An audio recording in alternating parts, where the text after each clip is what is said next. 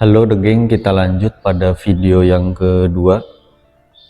Buat teman-teman yang baru bergabung, jangan lupa like-nya ya. Kita kumpulin 100 like minimal untuk lanjut video ketiga nanti. Oke, gitu aja. Oh iya, buat teman-teman mohon maaf kalau ada suara kicauan burung ya, karena kita bikin videonya di outdoor. Gak apa-apa lah buat backsound. Ntar juga backsoundnya paling pakai hajatan lagi.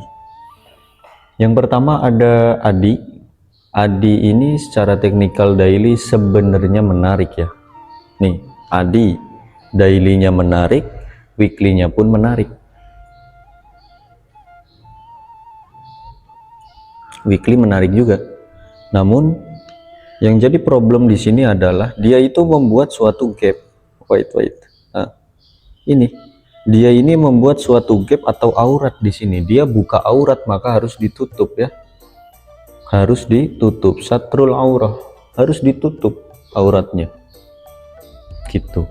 Apabila aurat terbuka ya harus ditutup. Nah ini gap ini harus ditutup oleh Adi. Adi membentuk gap dari 254 sampai 250, 2 tik doang, tapi susah kalau nggak ditutup, susah untuk naik gitu. Nah karena secara teknikal daily dan weekly MACD dan RSI nya pun menarik, si Adi ini boleh kalian untuk nyicil-nyicil, boleh. Saya beri planning dari 254 sampai 248 area beli, SL boleh di 244. Silakan. Kalau memang suka Adi, silakan nyicil dari 254 sampai 244. Mohon maaf, 254 sampai 248. Segitu aja. Cukup. Namun ingat, Adi ini tipe saham yang naiknya lama, turunnya cepat. Dia itu turun terus, lebih suka turun dia daripada naik.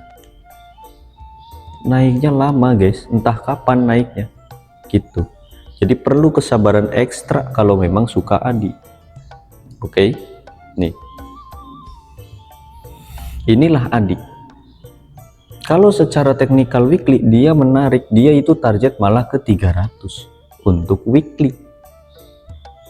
Jadi kapan Om ke 300? Ya kapan-kapan, 1 minggu, 2 minggu, 3 minggu, bahkan sampai 2 bulan pun bisa untuk Adi. Karena ini saham yang cukup lelet ya. Jadi untuk Adi seperti itu. 254 sampai 248 area beli, SL di 244, TP bebas kalau suka. Lanjut ada BBRM. Terkoreksi 4% di harga 190, mohon maaf. Untuk BBRM saya yakin yang request udah punya barangnya, entah nyangkut entah profit, saya nggak tahu. Yang jelas untuk BBRM ini tidak disarankan untuk membeli buat yang belum punya. Secara teknikal weekly dan daily ini BBRM udah jelas, udah pasti dia beresiko tinggi. RSI, MACD dan RSI nya BBRM pun udah nggak bagus. Bentuknya pun udah kayak apa ini, bendera setengah tiang ya, berbahaya ya kan. Jadi buat kalian yang belum punya barang di BBRM lebih baik skip dulu ya. Target penurunan terdekat BBRM ke 183. Apabila dia jebol 183 180 maka besoknya lanjut ke 170 bahkan 160-an. Untuk BBRM hati-hati, tidak disarankan untuk membeli. Dan buat omnya yang udah beli BBRM, Om kenapa sih Om beli di atas Om? Dapat rekom dari mana sih Om? FOMO dari siapa sih? Janganlah beli di atas, janganlah suka dermawan-dermawan gitu lah. Kalau mau dermawan ke kotak amal, di masjid ke panti asuhan ke pondok-pondok yatim piatu jangan ke market beli di pucuk, jangan bro. Oke ya, ini mah saran aja. Besok lagi kalau saham udah naik tinggi jangan dibeli. Oke, carilah yang belum naik. Enak di bawah kok daripada di atas. Cobain aja, enak di bawah, cobain. Nggak tahu sih. Lanjut ada BCIP, dia terkoreksi 2% di harga 76. BCIP lanjut turun lah ini BCIP. Secara teknikal weekly dia kurang menarik, patah juga, MACD dan RSI nggak bagus. Potensi lanjut turun ya kemana Om? 70 target penurunan weekly, 70 bahkan bisa sampai 67 65 itu target penurunan weekly, dan ini potensi ke sana. Kita bikin garis di sini jebol, kita bikin garis di sini jebol, semua aja dijebolin. Becip gagal untuk becip ini, gagal menarik ya. Becip patah, trennya juga patah, dan sekarang berbalik menjadi downtrend, potensinya lanjut turun kembali dengan target penurunan ke 70 sampai dengan 65. Buat teman-teman yang sudah punya barang, pikirkan untuk cut loss atau average down, silahkan. Kalau saya pribadi tidak akan membeli becip terlebih dahulu karena ini udah patah trennya ya, udah kulupakan juga ini becip ini semenjak dia gagal naik ya. Teknikal udah menarik gagal, teknikal udah menarik gagal, ya udah ku skip aja ini becip. Karena apa? Saham yang terlalu sering menggagalkan teknikalnya itu nggak bagus. Kesenangan buat bandar, kalau kita retail sakit-sakit sendiri ntar. Kalau bandar sih diturunin sampai 100% juga bodo amat karena duitnya banyak. Kalau retail pening, makan sama tempe doang ntar gitu ya. Jadi becip skip aja. Lanjut ada BRMS, dia netral di harga 1130. BRMS oke. BRMS secara teknikal daily dia habis naik, koreksi sideways. Oke. Boleh. Ada potensi lanjut naik kembali sih BRMS, MACD dan RSI pun cukup oke. Kalau kita lihat target kenaikan terdekat ke 1200-an lagi. 1200 ya untuk BRMS. Boleh dibeli berarti Om. Ntar dulu guys, santai, kita cek weekly. Secara weekly dia pun sedang koreksi sehat ya. Gini, kalau memang mau beli kalian tunggu di 1100. Kalau memang mau beli tunggu di 1100 sampai 1000 area belinya, gitu aja. 1100 sampai 1000 area beli SL kalau dia closing di bawah 1000 ya. Ingat, 1100 sampai 1000. Om kalau 1100 takutnya nggak dapat barang. Ya wis. Dapat lah guys lah. Dapat insya Allah dapat. Kalau nggak dapat 1100 ya 1110 atau 1115 gitu. Jangan di 1030 ya. Lebih baik tunggu jangan di 1130, mohon maaf. Lebih baik tunggu dia koreksi dikit lagi gitu. Insya Allah dapat 1100 sampai 1000 ya. Itu area beli yang cukup oke lah, boleh lah gitu. Kalau di harga sekarang agak kurang enak. Untuk BRMS masih ada potensi naik lagi kok, masih ada potensi naik lagi. Silahkan kalau memang suka, tapi ingat ini resiko udah tinggi nih. Yang kayak gini itu udah resiko tinggi ya, apalagi emiten Bakri sedang dipom-pom anak pejabat ya. Ada pejabat pom-pom, itu udah bunyinya udah pom-pom, bukan rekom gitu ya. Ya udahlah, saya males bahas dia. Lanjut ada BRPT, dia menguat 1,74% di harga 3510. Untuk BRPT cukup keren juga ini. Dia masih strong ya kan, masih bagus. Secara teknikal daily dia menarik malah. Ini ada potensi naik nih. Ada potensi naik dengan target kenaikan terdekat ke 3550 sampai 3600. Apabila dia break 3600 maka lanjut ke 3700. Buat kalian yang belum punya barang di BRPT bolehlah kalau memang mau nyicil di 3500 ya, nyicil aja 3500 sampai 3400-an untuk BRPT. SL di 3300 gitu ya. 3500 sampai 3400 area beli, SL di 3300. Cara MACD dan RSI pun masih oke, masih ada potensi, tapi ini tektok aja ya guys, swing pendek gitu loh. Beli 3500 jual 3600 atau 3700 gitu ya, boleh. Secara technical daily menarik. Kalau kita lihat dari technical weekly, wah ini agak beresiko karena udah naik ya, tapi dia naik koreksi sideways. Nah ini aman nih, harusnya aman karena dia sideways. Tapi ingat ini udah di atas ya, terserah kalian. Memang potensi masih naik lagi kok, masih naik lagi. Target jauhnya bisa ke 4000 sampai 4500 untuk si BRPT ini. Ya kalian bebas lah, mau beli silahkan, nggak beli juga silahkan. Gitu sih untuk BRPT. Saya ulangi, kalau memang suka boleh beli di 3500 sampai 3400 ya. Di bawah 3500 enak. SLD 3300, target TP bebas. Lanjut, ada koal. Nah ini kita itu kemarin sempet rekom koal, sedikit cerita lah ya. Kita kemarin sedikit cerita sempat rekom koal dan kena cut loss ya, mohon maaf lah buat teman-teman yang kena CL, mohon maaf. Tapi sebenarnya nggak CL pun bisa. Kemarin itu kita beli di harga 100, turun ke harga, nih kita belikan di harga 100-an, mana ya, di sini ya, di harga 100 turun ke harga 97 ya, itu AVD bisa beli 100, beli lagi di 97, AVD bisa. Otomatis asumsi AVG kalian udah di 98 50-an ya. Kalau AVD nya kecil bisa di 99, dan itu nggak lama kemudian dia naik lagi ke harga 101. Itu harusnya udah bisa TP. Member juga udah ada yang ngucapin alhamdulillah TP, alhamdulillah makasih gitu. Nah kalau yang belum TP ya mungkin kena banting lagi akhirnya. Nah banting jebol 95, bablas sampai 92. Nah harusnya di sini kita rekom lagi, harusnya kita rekom lagi di 92 ini, 92 90 harusnya rekom lagi. Tapi karena udah nggak mood, kemarin itu udah nggak mood ya kan, bad mood udah, jadi nggak kita rekom lagi untuk koal. Dan bener dia lanjut naik, nggak apa-apa. Memang kalau udah bukan rezekinya ya susah.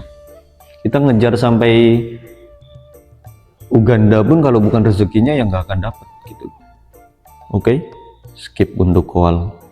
Itu sedikit cerita aja di koal. Jadi buat teman-teman yang kena cut loss karena rekom saya di koal ya, saya mohon maaf. Semoga aja rezeki kalian tergantikan di emiten lainnya. Oke, sip. Untuk koal secara teknikal weekly dia agak berbahaya, ada potensi dia lanjut turun kembali dengan target penurunan ke 85 ya.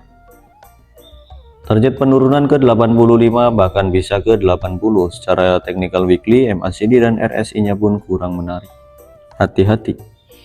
Kalau kita melihat dari technical daily dia jebol supportnya, jebol, bahaya. MACD kurang, RSI pun kurang.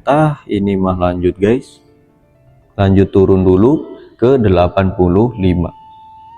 Hati-hatilah buat teman-teman yang udah punya barang. Kalau mau cut loss dalam ya kan, kalau mau AVD tunggu di bawah 80-an aja. Kalau mau AVD sekalian ya, tunggu di bawah 80-an aja sekalian kalau memang mau AVD. Oke. Dia pun membuat gap di sini ya. Dia punya gap nih.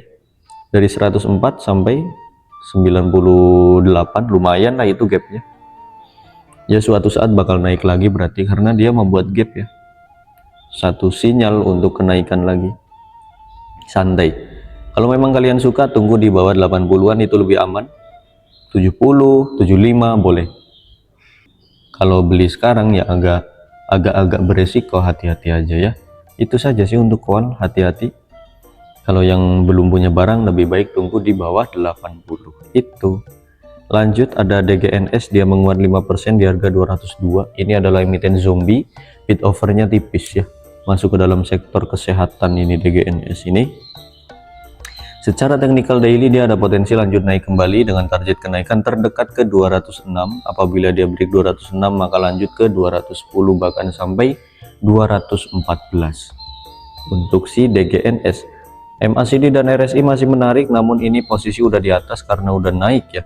Kalau kita melihat dari technical weekly ini masih menarik ya, target kenaikannya masih jauh, masih bisa ke 210 ya. 210 nya break lanjutlah 250, target kenaikan yang agak jauh. Target kenaikan tertinggi di 250 sampai 260-an untuk DGNS. Apa boleh beli? Nah ini pertanyaan yang sering ya. MACD dan RSI udah kurang, udah beresiko, tapi memang potensi lanjut naik lagi. Kalau memang kalian mau beli ya resikonya tinggi tapi targetnya pun tinggi, itu bebas, terserah dari kalian. Paling saya hanya memberi planning saja. Kalau mau beli planning 1 beli di 200 sampai 195 SL 193. Planning kedua kalian beli di 195 sampai 188 SL di 186. Om kejauhan planning belinya karena ini saham zombie. Saham zombie itu saham yang bid overnya tipis.